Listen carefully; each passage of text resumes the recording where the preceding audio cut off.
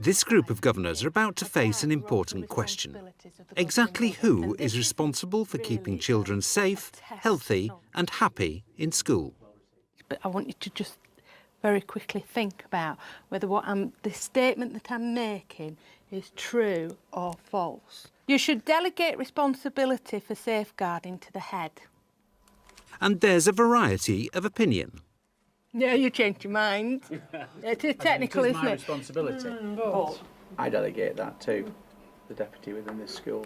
But the governing body have a statutory responsibility under Section 175 of the Education Act 2002 to ensure that processes are in place, systems are in place, that the school is delivering that.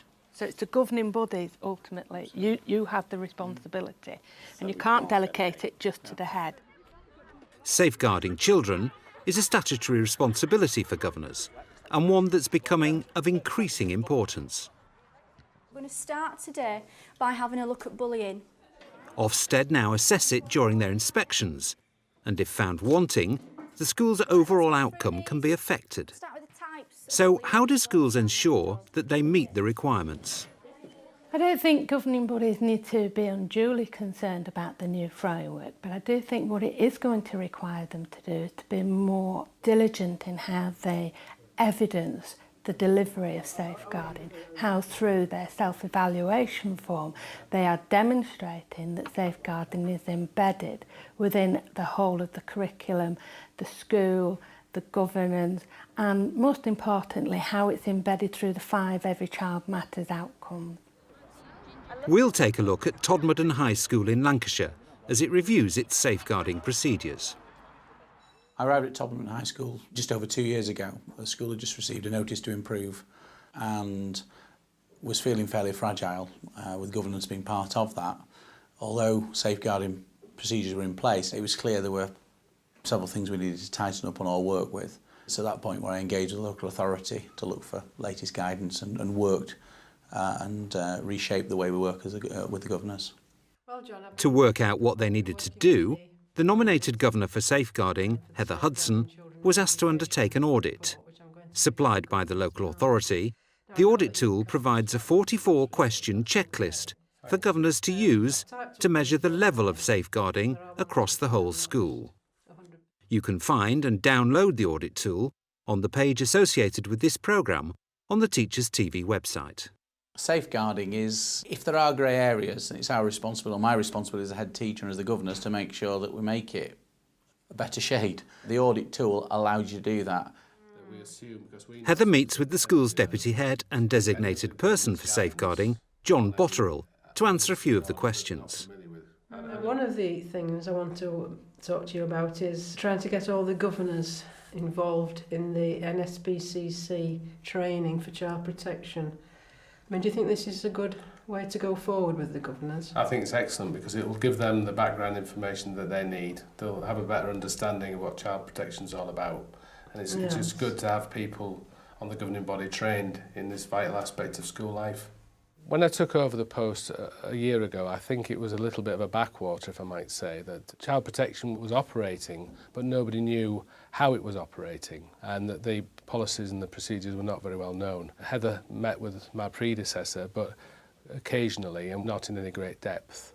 My challenge was to make sure that Heather was fully apprised of the issues around child protection, that she had all the documentation, that she could be satisfied that our procedures were robust and rigorous. And are you happy about the recruitment and selection policies?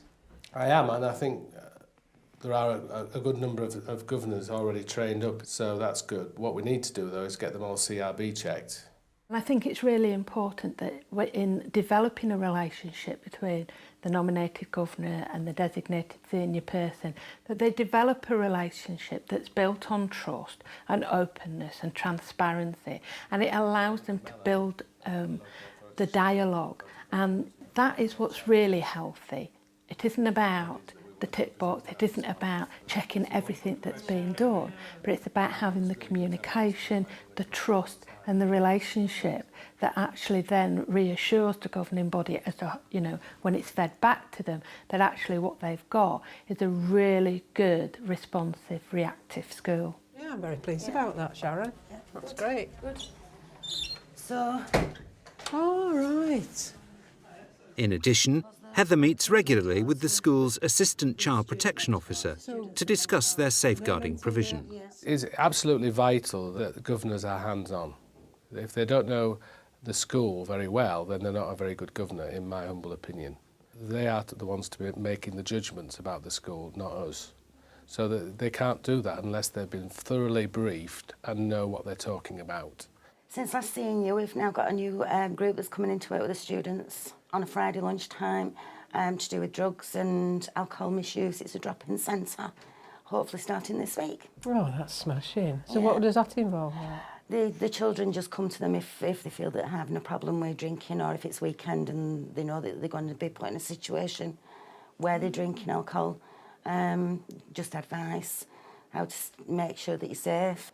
Meeting with Sharon does give me an overview of safeguarding the children to make sure everything is in place, because I want to feel happy that the children in this school are well protected to the best of our abilities. Everybody has a right to freedom of opinion. Hands up if you think that when you're bullied it affects that. Why do you think that, Willow? Because you might get bullied for your freedom of opinion. Brilliant, good. So you might stand up for your rights and you might express yourself quite freely, yeah? And you might get bullied for doing that. Excellent, well done. With meeting with Sharon, I'm hearing it directly from her, and not through the governors or through the head or through the deputy head, but with Sharon. And that's important, yes. Another feedback. Heather also seeks an update on a peer-to-peer mentoring scheme. The mentoring. How's that going now? Well, it seems to be going very, very well. The kids seem to get some benefit from it. Lessons going all right at the moment? Yep. Anything you struggle with? Any lessons? Probably maths. What's up with it? You Hard, struggling in general? Yeah. So how's your exams then going? I mean, we had a couple yesterday. We had science and we had maths and the mental maths. The mental maths were easier, so maths, but science were a bit iffy. Any troubles, like homework coming out? No, I mean, we used to get like loads at the beginning of the year, but now we hardly get any. Yeah, because you go break up soon, won't you? Yeah. Because I've been in doing some mentoring with the children as a governor. Good. And I found it really good. Yeah. There are one or two issues that we're going to try and develop over the next few months with it. Do you get some feedback from the students as well? Yes, Yeah. yes, and we fill a form in, and anything they want us to tell to, say to the teachers, we make a note of and try to help them in that way. The role of nominated or named governors is not a statutory responsibility. However, we have been promoting for quite some time that by having a nominated governor on the governing body, you've got that profile. It's the same really as having a nominated governor for special educational needs or inclusion. So it's really important that you have somebody that's identifiable on the governing body who undertakes training and gathers some additional skills in that particular field and then helps the governing body to embed throughout its provision. With her audit complete, Heather meets with Veronica and John to discuss how it's gone prior to feeding back to the whole governing body. We spent a whole morning, didn't we, together with Sharon, going through everything, just making sure everything was in place, so knowing who is who and what everybody's role is. We saw Heather's role as checking what we were doing, what we were saying, so not just taking it on our word, being able to go and see the evidence with their own eyes. And that's very crucial because the governor's role is to monitor compliance, and it's really important to actually see what work is being done, but also seeking the evidence, like policies and procedures, training, records, things like that, so that you know that it's actually embedded within the school. So it's really good that you've done that. Yes. The issue around sensibility and sensitivity is a very interesting one, because hitherto I might have been quite offended if people are asking these difficult questions, and it's a change in my mindset as much as in theirs. They've always been very nice and friendly, and I've always been very compliant. But what needs to happen is the relationship needs to be a very strong one, where they can ask difficult questions. If I don't know the answer, then I need to admit that I don't know the answer, because this is all part and parcel of moving forward as a school. And I feel happier as a governor that my link between the staff and the governors is now, I know exactly where we're going with it now. Yeah. I feel much happier about it. It's not These things are piecemeal. in place. This is a plan that's been formulated from the top to the bottom, so that it's not just ad hoc and you get the odd bit of information. It's a half a day, a thorough examination of our procedures. Because I think some of the governors aren't aware of just what it involves. No. So it is my time now to make sure that they all do know what's going on and who is who. Because I don't think they all know even who is the designated person for protection. And all these issues they need to know. So that's really been good. Just over 2 years ago when I arrived, the relationship between the school and local authority was tense or poor at best, I suppose. The training that's gone on for senior leadership team, for the governors, for the senior leadership team of the governing body as well, have been absolutely top drawer.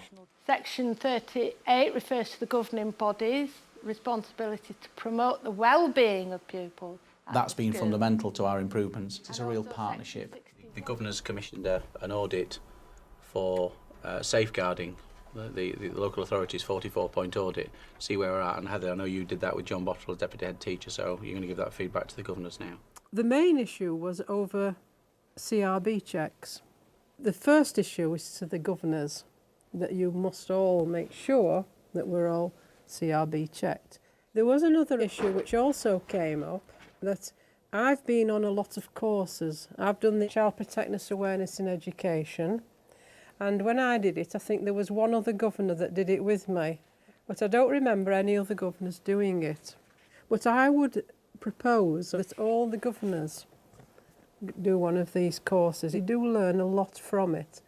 To me, it's the simplest form of child protection, but it's thorough. We can't really claim to know anything when we start off, you know, and certainly the range of responsibilities that the governing body has is so, well, I've come to learn that it is so enormous. So I think this is a very practical way of actually enabling us as a team to get to grips with our responsibilities. And I feel it's been a lot more useful to the staff at the school to have us there supporting them, actually seeing what is happening rather than just getting it through Patrick or through the deputy heads or through whoever reports back to our meetings. For the first time, we haven't just got a policy that's on paper. I feel now as though we've got a relationship between the head, the designated teacher, myself, Veronica, and even the students, Sue Sharon. I feel now as though it's not just a piece of paper that we'll look at and then it goes away for a year. I feel now as though it's going to be an on-running thing. And I think, yes, absolutely. That's what it's about, and you know, it's very important that students feel safe. Absolutely, yeah. And that we feel safe as practitioners, that what we're delivering is top quality, really. You can find and download a copy of the safeguarding tool on the page associated with this programme on the Teachers TV website.